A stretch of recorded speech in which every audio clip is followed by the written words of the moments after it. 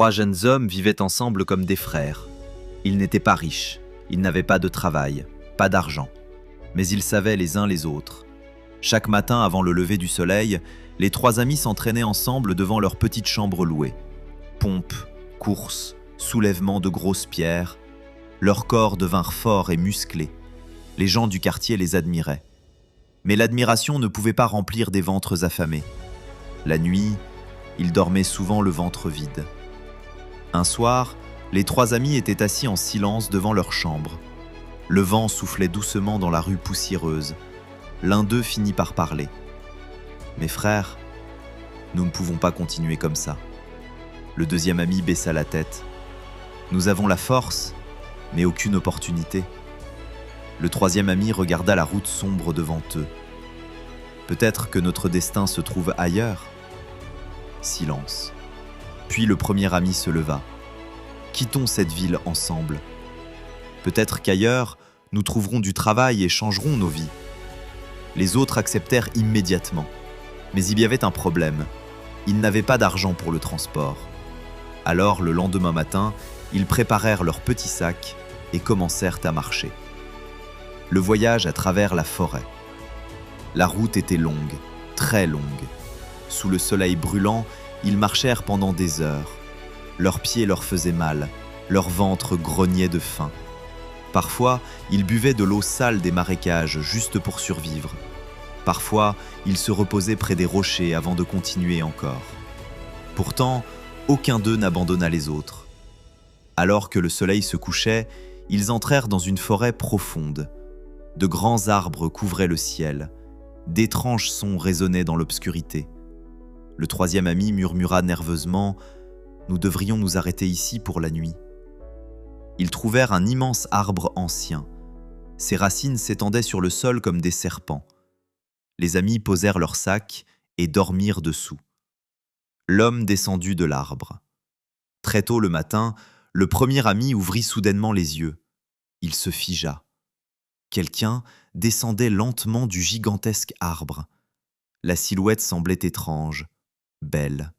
Sa peau brillait comme des diamants sous la lumière du matin. Les trois amis paniquèrent et s'enfuirent.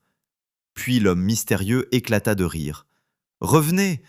Je ne suis pas un fantôme !» Les amis revinrent lentement, respirant lourdement. Le deuxième ami dit « Pardonnez-nous, vous aviez l'air différent des gens normaux. » L'homme étrange sourit. « Vous êtes des hommes musclés, et pourtant vous fuyez si vite. » Les amis rirent nerveusement.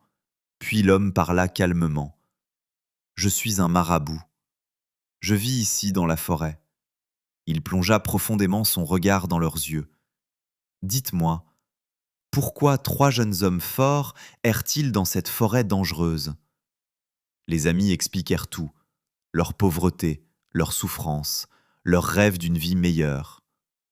Le marabout écouta en silence, puis il hocha lentement la tête. « Je vais vous aider. » Les trois amis le regardèrent avec choc. Le marabout continua. « Tout ce que je demande à Dieu, il l'accepte. » La forêt devint silencieuse. Même le vent semblait s'être arrêté. Le premier souhait. Le marabout se tourna vers le premier ami. « Que veux-tu le plus dans la vie ?»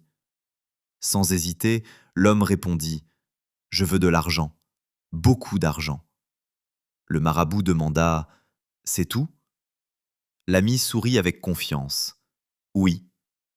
Si j'ai de l'argent, tout le reste viendra. » Le marabout hocha lentement la tête. Le deuxième souhait. Puis il se tourna vers le deuxième ami. « Et toi, que désire ton cœur ?» Le deuxième ami répondit « Je veux devenir médecin. Je veux que tous ceux que je touche soient guéris. » Le marabout sembla impressionné. Un rêve noble. Le troisième souhait. Enfin, le marabout fit face au troisième ami. « Et toi ?» Le jeune homme resta silencieux un moment, puis il sourit doucement. « Je ne veux pas d'argent. Je ne veux pas de pouvoir. » Les deux autres amis le regardèrent avec surprise.